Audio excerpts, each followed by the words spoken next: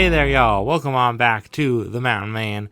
Today, of course, it's time for another Sons of Appalachia episode recap. Today, we're going to be recapping the third episode of the first season of the Sons of Appalachia, which is called The Mystery Deepens / Bigfoot Hunt. So, yeah, this is a great episode. Like 10,000 times better than the last two and the preseason. It was better than the preseason first episode and second episode combined. It was just that good. It's like they really listened to the fans with this one, and they just gave us exactly what we want. I mean, it was full of Mountain Monsters callbacks.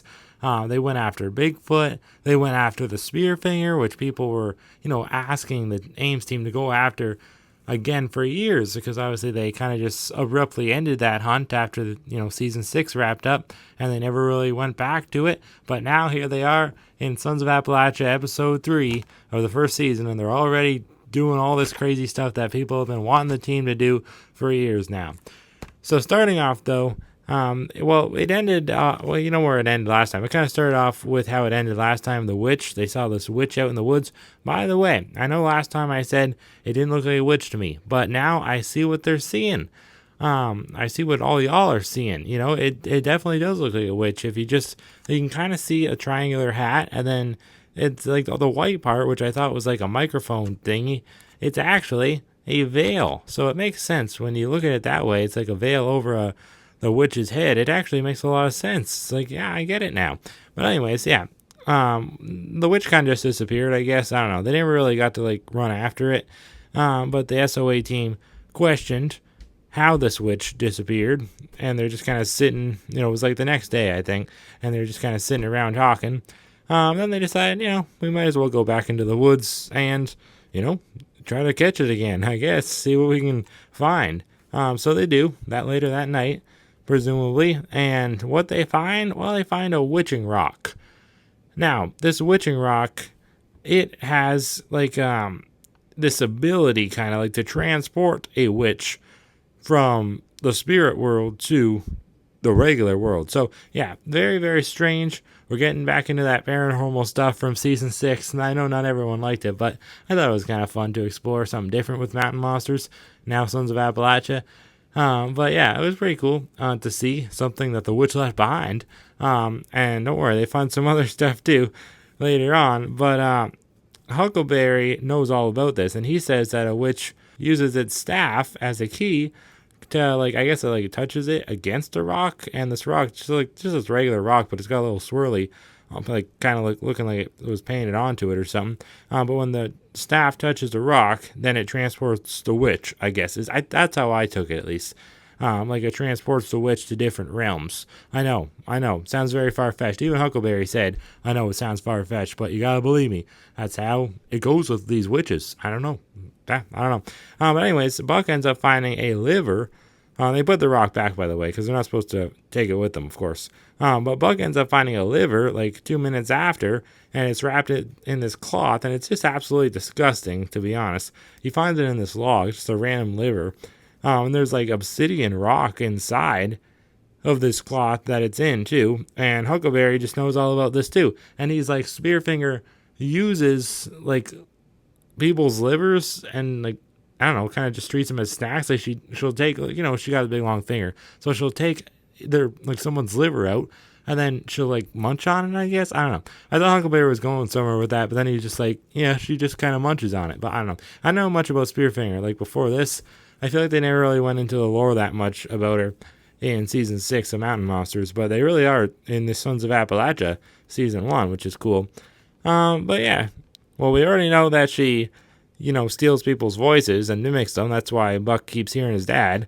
And later on, he hears his dad again. And then, things just go from bad to worse. Buck's hearing his dad. Huckleberry's just panicking. And Wild Bill's, he's getting touched, on his back. And he's like, Huckleberry, did you just touch me? He's like, no, I didn't touch you, Bill. But, yeah, I don't know. It's all crazy in the woods that night. It was wild. It was a really fun scene. But they end up seeing this flame in the distance, and this is where all hell breaks loose. They look ahead, and there's just this flame, it's this fire burning in the woods in the night. Imagine seeing that, how scary that would be, especially after all this other stuff. And then they end up going to find it, of course, just going up to it, and then they realize it's the Scarecrow man. And oh my gosh, he almost looks like a pig man at one point. I compared him to John Pork in my reaction video, but yeah, this is pretty darn scary. He is a scarecrow. I thought it was a scarecrow at first, and I'm like, is that a pig? I thought I see like a snoot, a big old snout. But no, it is a scarecrow, man.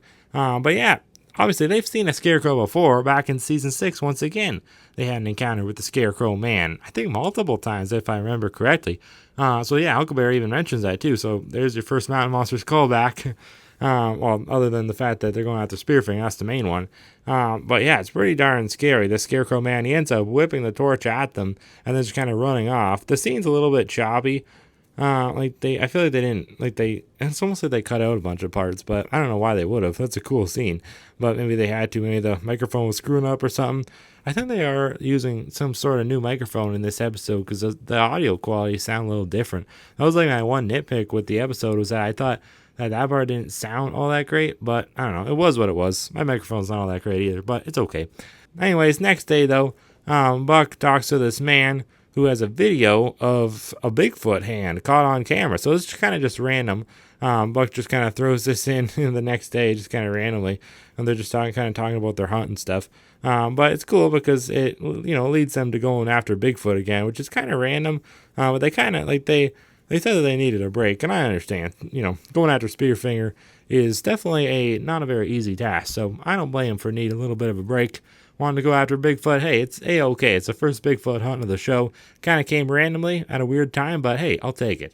So they ended up going out that night. It's a lot of going out at night. Oh, the next day. Going back out at night. Oh, the next day. I feel like that happened a lot. But they do go back out at night, and Wild Bill's like, let's go to IR, just like he did in Mountain Monster Season 8, which is pretty cool. Another callback. But then, basically, they just kind of they look around the woods. They find some broken down oak trees. Bigfoot likes to split trees in half. But the thing is, these trees are actually old. So, they've been cut down, a while ago, or, kind of torn down. You know how Bigfoot does it. It's been a while since whatever creature did that actually did it, which probably was the Bigfoot, because he likes to do that, like I said. But anyways, they end up finding this trail camera, because they did, Buck, Buck doesn't show them the video of the Bigfoot. It's a very small video. I'll play it right now, actually. Enjoy it. Coming right down in front of his camera. Are you serious? Yeah, that was the video. Did you guys think that looked much like a Bigfoot? I mean, it could have been for sure. It's just fur. It's kind of hard to tell. I wouldn't say that necessarily looks like a Bigfoot hand. Probably could have been any animal, but I don't know. I mean, I wouldn't rule out the fact that it's a Bigfoot. Why the hell couldn't it have been? But yeah, it's a very short little video clip. But they end up finding the trail camera that took that video later on in the woods, but it's all busted up and broken. Luckily, they're able to get the SD card out, and that's unharmed, luckily. But the camera was just busted to all hell. So I'm assuming the Bigfoot, after, he kind of had his hand on the camera like that, he must have grabbed it and then broke it. But it must have lost signal, so we couldn't really see that part, I guess. Wait a second here, guys. Mountain Man from the future here. I didn't realize this while I was making this video the other day, but actually, now that I was editing it and getting all the clips and the pictures used for the video, I realized that you can actually see the silhouette of a Bigfoot watching the SOA team while they're talking about this trail camera. It's absolutely, just bone-chilling almost to see that Bigfoot watching them like that. Couldn't believe it when I noticed it, but now I can't unsee it now that I see it. It's crazy. Very crazy. I can't believe Bigfoot was watching them. I don't know. But either way, yeah, they found the SD cards, so they show us the clips later. I'll show you that later. What else they picked up, which is pretty darn cool. It's pretty darn scary, too, by the way. But yeah, after that, Buck decides to do some tree knocks. So there's another fun little callback to Mountain Monsters, and Buck does this classic little shake before doing the tree knock. And they don't really hear one back. They hear one later on, but not immediately after this tree knock that Buck does. But they do hear a rustle in the brush. But anyways, after that, Buck's like, I think we should split up, guys. It's kind of random. But he's just like, I think we should split up. Maybe we'll cover more ground. So, yeah, Wild Bill, Huckleberry, and Buck, they all split up. I think they all have their own cameramen. So they got more cameramen in this episode, which is kind of cool. But, yeah, Huckleberry, he just finds more old signs, more trees busted down and stuff like that. Wild Bill, he makes some Squatch snacks. That liver, by the way, earlier, that liver, he actually saved it and he made snacks out of it to eat on the hunt. But I mean, it's Wild Bill. What the hell? He didn't do a cooking session this episode, so I guess we had to expect this at least. He's eating a liver from whatever the hell. I mean, it could have been from a human. We really don't know what the hell that liver was from, but he just, made liver and onion snacks out of it, I guess. But anyways, yeah, he ends up doing some Squatch calls. And these Squatch calls, it was pretty darn funny. I thought that the one sounded almost like a turkey going, or like SpongeBob and Patrick, when they do that. That's what it reminded me of. It's like, what the hell's going on? What kind of call was that? He said he wasn't doing a traditional Bigfoot call because he didn't want to, have like a old male Bigfoot think he's a female Bigfoot, and then, that could have ended badly. But yeah, anyways, I don't know. He doesn't get much of a response, but I think they eventually hear a tree knock, and Buck says he hears it later too. Huckleberry says he hears it, so I guess they all heard the tree knock. But yeah, Buck also hears some unexplained voices, and I don't know. I can't hear much here, but it does say on screen you can hear the unexplained voices. I couldn't that much, but I don't know. Let me know in the comments if you could. And another funny thing is Wild Bill ends up singing some country music. I don't know what the hell this had to do with the hunt, but it was funny. Like, this is the kind of Wild Bill I want to see. It's not just a giant 10-minute cooking segment that doesn't even feel like the same show, just kind of shoved into this episode about monster hunting. It's just Wild Bill being Wild Bill while monster hunting. Like, that's the kind of funniness from Wild Bill I want to see. I don't know about y'all, but I think most people would agree. But I think he was at his best in this episode. Like, he was funny. He did some callbacks, like, go to IR, like, just some funny little things that just make you say, oh, I remember when he did that in Mountain Monsters. Like, this is how he acts in Mountain Monsters. I like that. It just didn't feel too jarring and too, like, out of the ordinary for Wild Bill. He's fun. He's a funny hillbilly, but I just think the cooking segments was too much. But luckily, none of that in this episode. Anyways, though, they end up, like, they all hear this rustling, but when they all try to get back together, it's like they're supposed to split up for an hour. But when they do reunite, Buck never shows up. They don't reunite like Huck and Bill do, but Buck never comes back. And I did call it too in my reaction video. I did say this was going to happen, and it did. But they end up finding him pretty easily. He's just kind of sitting on a log. I don't know. So I guess after he heard the unexplained voices, which I couldn't hear all that much, but if he heard them, then he heard them. I don't know what to say about that. But yeah, I guess after that, he just kind of like lost track of time and wound up sitting kind of on a log in the middle of the woods. But yeah, the woods mess with his head clearly. And yeah, I don't know. They all decide like maybe we should just kind of end it off here like they always do. The good old Ames team fashion, now the SOA team fashion. Let's end the hunt while it's still hot. You know what I mean? I don't know why they do that for. But yeah, they decided to, I know why, because Buck was having a hard time. He was like confused out of his mind a little bit. Well, come on. There was a Bigfoot clearly in the area. Why didn't you just stick it out a little bit while longer? Maybe you could have actually caught him on camera yourselves. Who knows? But anyways, they go back to his truck, and then they're like, what in the hell? The lights are on. Buck's truck's lights are on.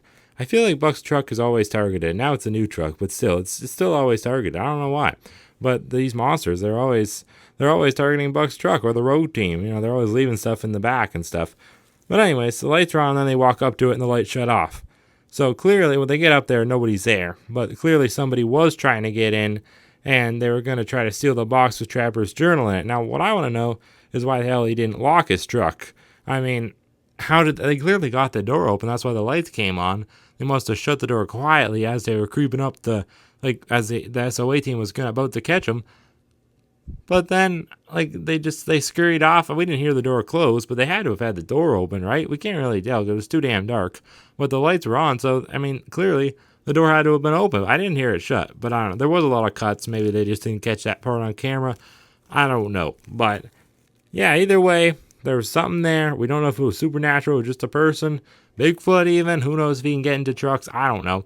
But it was very darn scary, obviously, because it's like, who knows what's out there in those woods? They almost stole Trapper's journal. Imagine that. Like, why would they have wanted that? I just don't get it. Was it the Spearfinger herself? Did she open the door with her long claw and try to grab that? I don't know. But the box was, slightly open. So clearly, they were very close to getting it. They made it back to the truck just in the nick of time. But anyways, yeah, that's kind of how the episode ends. But they do show us what was on the SD card later on that guy picked up before his, trail camera was, kind of busted up by the Bigfoot, presumably. You can see a man in a cloak, and it looks white, but it's actually black, according to the SOA team. I saw they commented it on some video somewhere or something like that. They said that it just looks like that because of the IR, I guess. I don't know. So apparently, even though it looks white, apparently it is a black cloak. So yeah, the man in the black cloak, he's back into the whole hunt, I guess. I don't know. He's back into the mix again. The old man in the black cloak. There's multiple of them, apparently. But I don't know. I guess he's back here. And then it also shows that scene when, I think it was like when Bucks, and they said that he was hearing unexplained voices. Well, apparently there was a man in a black cloak behind him too. But it looks white again, kind of. So, I don't know. It's kind of hard to tell with the IR camera. But I am happy they got an IR camera. But it's scary to think that these things are just watching the team when they don't even know it and they catch it later. That's always scary when that happens. It was always scary back in the day with mountain monsters, and now Sons of Appalachia, it's still happening.